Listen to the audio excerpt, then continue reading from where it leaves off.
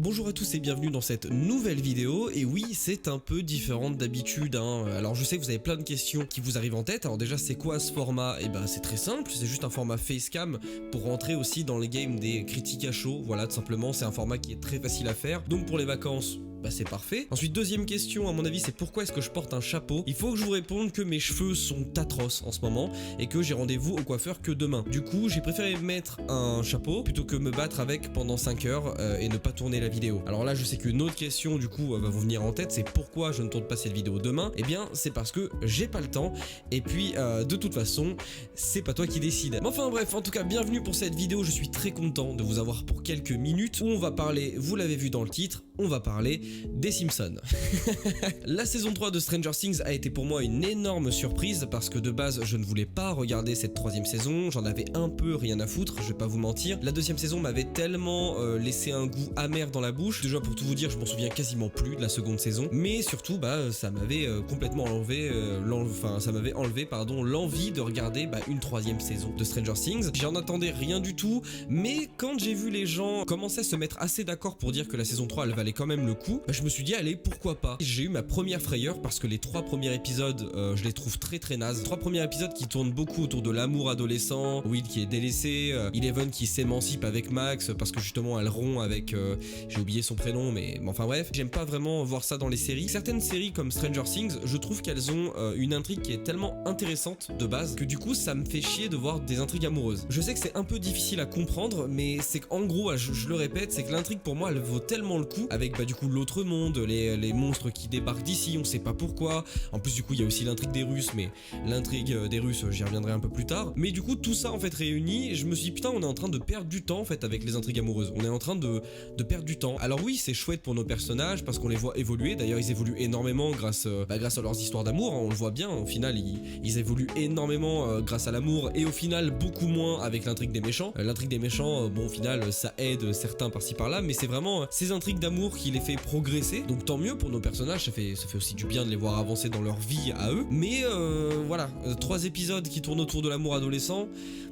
Après il y a des petits messages sympas, on voit que du coup Eleven et Max s'émancipent, Max dit à Eleven que bon il n'y a pas que les garçons dans la vie, etc. Bon il y a des petits messages cool et ça reste très sympa, mais au bout d'un moment je commençais à avoir très peur à la fin du 3e épisode, ça commençait vraiment à être très long, mais vu que tout le monde me disait oui mais reste, dès qu'on a passé ça devient très intéressant et la fin elle est super, au final et justement j'étais très surpris, agréablement surpris, parce que les épisodes 4, 5 et 6 sont très bons. On rentre vraiment dans les intrigues pures et dures, il y a beaucoup de tensions, il y a pas mal de choses qui marchent très bien. J'étais en mode enfin. Donc il y avait toujours un petit peu ces intrigues d'amour, mais c'était plus léger, c'était moins marqué et c'était beaucoup plus plaisant comme ça. Et donc une fois que les intrigues sont bel et bien lancées, là c'est un vrai plaisir. Les épisodes je les ai enchaînés, je les ai vraiment pas vus passer, et la fin de saison est vraiment extraordinaire, ça y a rien à dire. Le dernier épisode est vraiment de loin le meilleur, tout le monde semble d'accord et c'est pas pour rien, c'est vraiment le meilleur, il est très bien fait. Niveau émotionnel c'est présent, pas de soucis là-dessus. Pour rentrer un petit peu plus en détail, on va commencer par parler de l'intrigue des Russes parce que pour moi c'est le gros point noir de cette saison. Je comprends pourquoi est-ce que c'est laissé autant en suspens, mais c'est tellement laissé en suspens qu'au final on se retrouve sans rien. On n'a rien quoi. Au final les Russes qui sont les grands méchants, parce que certes le monstre reste le méchant final, même si bon avec la scène post-crédit on sent bien que les Russes sont quand même pas loin derrière, mais au final les Russes sont quand même énormément présents dans cette saison, sont les grands méchants de cette saison et on ne sait rien sur eux quoi. Genre on pourrait se dire bon comme dans la plupart des films un peu clichés ou quoi, ou des séries clichés, c'est les grands méchants, ils tombent sur ça, ils vont essayer de percer le mur en se disant vas-y on perce le mur, on va voir ce qu'il y a derrière, et ils ont pas de vrai but précis, mais j'ai tendance à croire que, et avec la scène d'ailleurs post-crédit, qu'ils savent de quoi ils parlent. Les Russes savent ce qu'il y a derrière, et donc peut-être qu'il y a un but plus précis à ça, mais là on n'a aucun indice, on a juste l'impression que c'est des méchants qui sont tombés sur la faille comme ça, et qu'ils se sont dit bon on va percer la faille quoi, et du coup on n'a rien d'autre, et c'est un peu frustrant comme situation, car encore une fois on a vraiment les grands méchants de la saison sous les yeux, mais on ne sait rien d'eux. On a l'impression de savoir un peu ce qu'ils font, en même temps vu la machine et tout qu'ils mettent en place, enfin la machinerie série qu'ils mettent en place, on se doute bien qu'ils savent quand même ce qu'il y a derrière, mais on ne sait rien, vraiment on sait rien. Donc à mon avis ça va jouer sur la saison 4 hein, avec la scène post-crédit qui laisse bien envisager la quatrième saison qui va bien tourner autour des Russes, mais j'aurais bien aimé avoir un petit peu d'informations.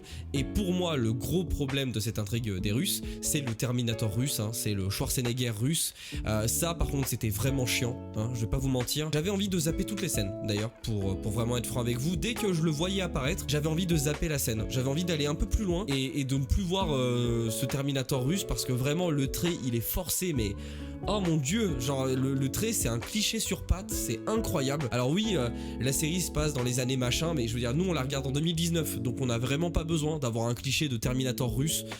Vraiment pas, et le pire c'est que j'ai l'impression de le dire comme si c'était une parodie, comme si j'exagérais un petit peu, mais pas du tout, vraiment c'est hyper pesant, c'est nul, vraiment, ce truc là il est vraiment naze. Après au niveau des Russes il n'y a pas grand chose d'autre à dire, donc je vais vite fait passer sur les personnages. Tous nos personnages sont bien développés, on a Eleven qui est toujours vraiment beaucoup développé, certains personnages un peu en retrait comme Lucas par exemple, et bon Maxine on la voit parce que du coup elle est pas mal avec Eleven, mais ouais Lucas par exemple est un peu laissé de côté. Will on apprend son homosexualité si je dis pas de bêtises, et on voit un peu sa frustration quand il voit les autres grandir et que lui voulait rester comme avant quoi. Des petits développements par-ci par-là mais sans plus, sauf bien sûr le personnage de Billy qui est très bien foutu dans cette saison. Le personnage de Billy j'ai vraiment bien accroché, et puis la fin est incroyable, vraiment il n'y a rien à dire, son sacrifice est vraiment très fort émotionnellement, ça marche super bien. D'ailleurs petit point sur les visuels, parce que j'ai les visuels qui viennent de me revenir en tête pour la scène finale, tous les visuels sont très forts, les plans sont très bons, ça reste du Stranger Things, hein. Ça reste du Netflix, ça reste une série qui a le budget, qui sait très bien où elle va niveau visuel, donc vraiment ça reste très beau, bien foutu, magnifique, y a rien à dire là-dessus. Je suis un petit peu déçu de pas avoir vu l'autre monde, parce qu'au final on voit quoi, 5 plans peut-être à tout péter dans toute la saison, mais d'un autre côté je comprends que c'est une volonté des showrunners de montrer que maintenant ça fait bel et bien partie de leur monde à eux, car comme le dit le flagelleur mental, maintenant que c'est ouvert, eux ils sont ici et ils veulent y rester. Je comprends la démarche de pas vouloir montrer l'autre monde, mais j'aurais bien aimé en voir plus, parce que je suis un grand fan du visuel de l'autre monde, vraiment cet aspect glauque, dégueulasse. D'ailleurs point bonus pour tout ce qui est glauque, gore, et ça marche bien, hein. Vraiment le méchant de fin il est dégueulasse, les rats qui explosent, vraiment c'est dégueulasse, hein. Pour la série réussit bien vraiment là-dessus, de ce côté là ça marche très bien, hein. C'est bien organique, c'est bien dégueulasse, on aime bien, petite scène de gore et tout, yes, y a pas de souci là-dessus. Pour juste revenir sur un point aussi que je n'ai pas vraiment apprécié, qui m'a vraiment fait chier vers la fin de la série, hein, je vais pas vous mentir, c'est le fameux truc de on se fait sauver à la dernière minute. En gros ça c'est un truc qui pour moi marche très bien, mais quand c'est utilisé à bon escient, parce qu'au bout d'un moment c'est relou quoi. Et donc la saison là, il y a eu 2-3 fois où ça s'est produit, où ça m'a marqué, mais je me suis dit ah putain,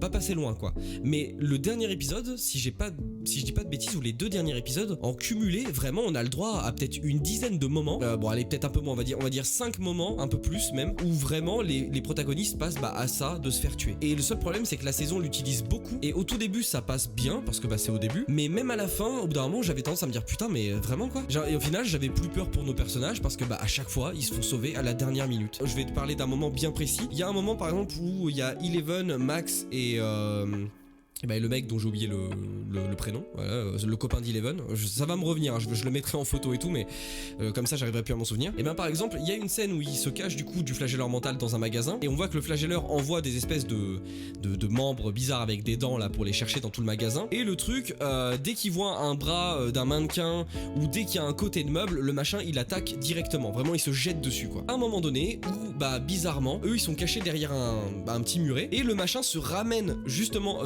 sur le côté de la tête de Eleven, si je dis pas de bêtises, ou c'est peut-être Maxine, j'en sais rien. Et vraiment le machin il est là, c'est-à-dire que leur tête est ici, et le truc les dépasse en fait, il est vraiment collé là. Et donc après je crois qu'il y a Lucas qui balance je sais pas quoi, il fait un truc avec son lance-pierre, et donc du coup le flagelleur retire sa main et s'en va. Et ça par exemple j'ai trouvé que c'était du foutage de gueule, parce que le machin il attaque tout ce qui bouge, vraiment il attaque chaque coin de mur, il nous le montre bien, et comme par hasard le truc au moment où c'est le plus où vraiment on a peur pour nos personnages, et le truc il dépasse leur visage il est vraiment là quoi, et le machin n'attaque pas, et ça dure plusieurs secondes, et il y a rien qui se passe. Et le seul problème c'est que ça aurait pu marcher comme ça, même si bon j'aurais trouvé ça un petit peu trop tiré par les cheveux. On prend une scène comme ça, et qu'avant on en a eu 5 autres, où il se passe la même chose, où à chaque fois il passe à ça de crever, au bout d'un moment bah on n'y croit plus. Donc ça c'est malheureusement un truc qui m'a fait plusieurs fois sortir de la série. Billy je l'avais vu de base mourir parce que le truc avec sa mère, son enfance et tout, pour moi ça marquait la fin de Billy, donc j'avoue que j'étais pas surpris même si c'était très fort. La fin du père d'Eleven par contre, ça a super bien fonctionné. Faut pas m'en vouloir hein, pour les prénoms et tout, je suis très mauvais. Le père adoptif d'Eleven, ça c'était une très jolie mort. La lettre à la fin quand elle est lue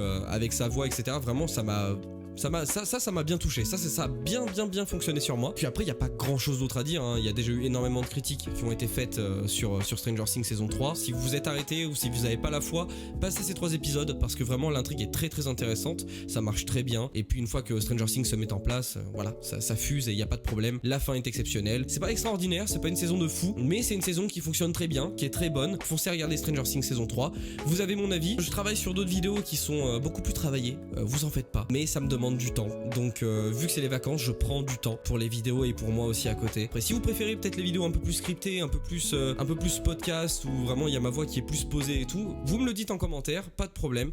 Et si vous aimez bien cet aspect naturel où il y a les hésitations, on dirait qu'on discute entre amis en fait, donc bah vous me le dites aussi. Mais enfin bon, n'hésitez pas à regarder Stranger Things, et j'ai l'impression d'être une vraie rockstar quand je tiens le micro comme ça, c'est incroyable. Donc bref, portez-vous bien, et puis à très vite pour une prochaine vidéo, voilà, ciao.